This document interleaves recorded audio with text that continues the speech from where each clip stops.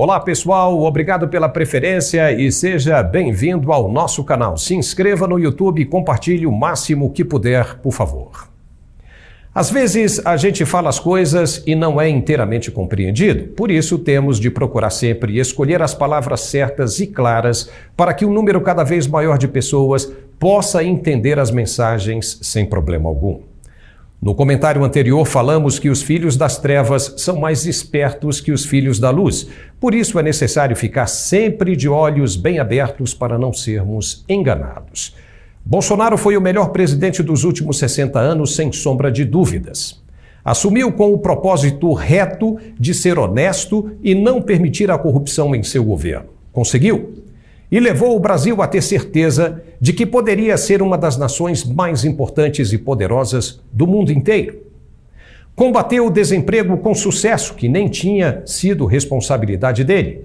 Equilibrou as contas públicas, fez a economia crescer de verdade, com o PIB nacional ficando acima de muitos países ricos do planeta. Enfrentou pandemia e guerra e o país recebeu o respeito dos grandes investidores internacionais. As estatais deram lucro como nunca desde 1995 e o índice de homicídios violentos caiu impressionantemente, com cerca de 20 mil vidas sendo poupadas desde que o Estado permitiu ao cidadão se proteger por conta própria. Mas por que ele não foi reeleito?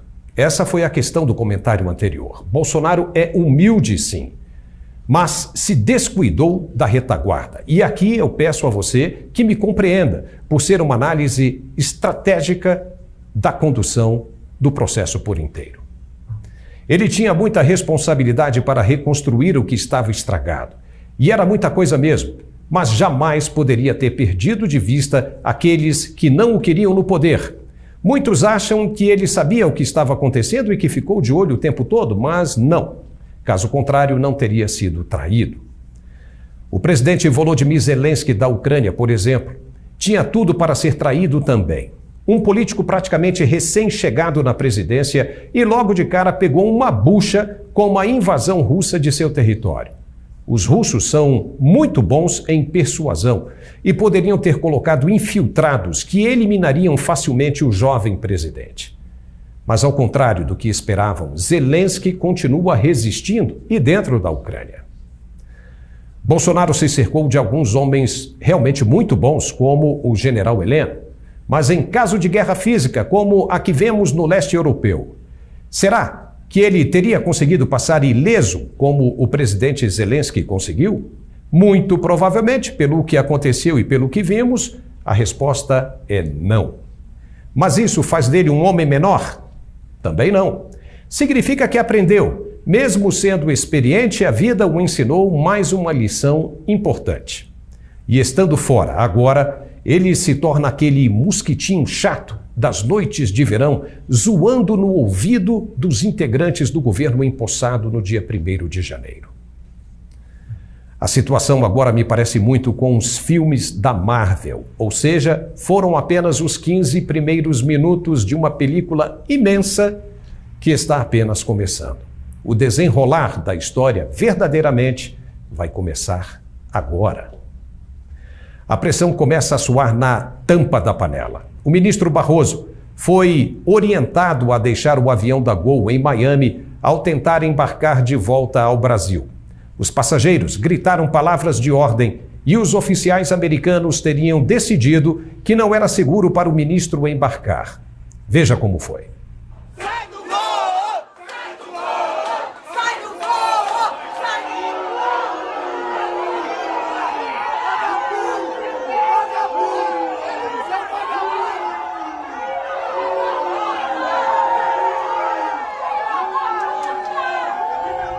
O ministro Barroso teria dito depois, irritado, que o Brasil ficou doente e comete atos antidemocráticos. Ora, isso é apenas o início e os ministros começam a perder a paciência com a falta de liberdade própria. Até quando, eles perguntam, vai durar tudo isso para que possam voltar a viver uma vida normal? Não podem mais sair de casa sem seguranças com suas famílias e nem passear nos shoppings. A pergunta certa é: até quando eles ainda irão aguentar? A mesma pressão foi sentida por Lula ao visitar o velório de Pelé em Santos, no litoral paulista. O presidente precisou chegar com um forte esquema de segurança e também foi recebido com vaias.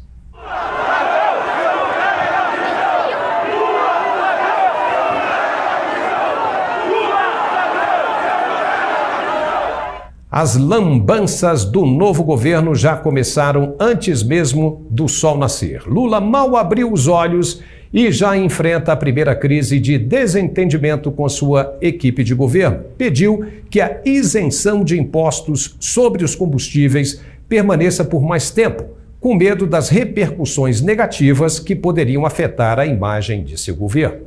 Haddad, o ministro da Fazenda, disse que deveria acabar imediatamente com o benefício e Lula mostrou que quem manda no governo é ele e não Haddad. Mas como ficará agora a promessa que Lula fez com os governadores de estado de devolver os recursos que perderam com a isenção dos impostos? Já tem governador torcendo o nariz. As trapalhadas na economia, que estava regradinha, já começaram a surtir efeitos. A bolsa despencou e o dólar disparou. As privatizações estão suspensas por pelo menos 4 anos, o que só vai aumentar as despesas do governo e o que for arrecadado servirá para fomentar as ações sindicalistas, como as inúmeras invasões de terras previstas para o MST em 2023.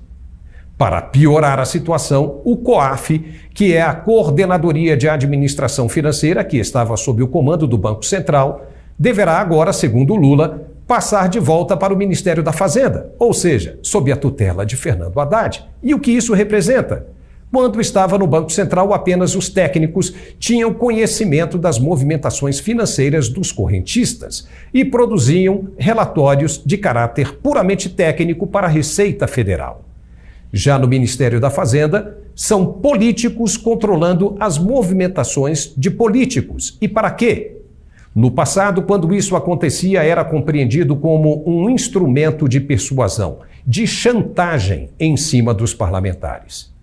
Porque, afinal, se vê agora a necessidade de passar o COAF de volta para a Fazenda. Lula está doido para desfazer tudo que Bolsonaro construiu. E por quê? Porque foi bom. E o que é bom para o povo é ruim para quem entra, pois o bônus fica para o que saiu. E com isso, na loucura, o desespero de apagar as lembranças e os feitos acaba arruinando cada vez mais a vida do brasileiro. Colocar a líder do Partido Comunista do Brasil no lugar do técnico Marcos Pontes à frente do Ministério da Ciência e Tecnologia é mais uma das coisas estranhas que vem por aí.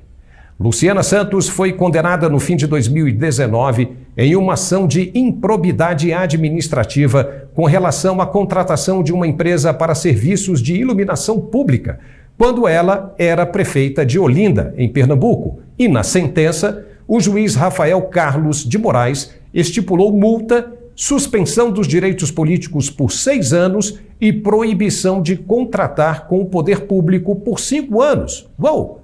Como ela vai lidar agora com as compras do Ministério? E nem vamos falar, por enquanto, do decreto de desarmamento, para não ficar muito longo esse comentário.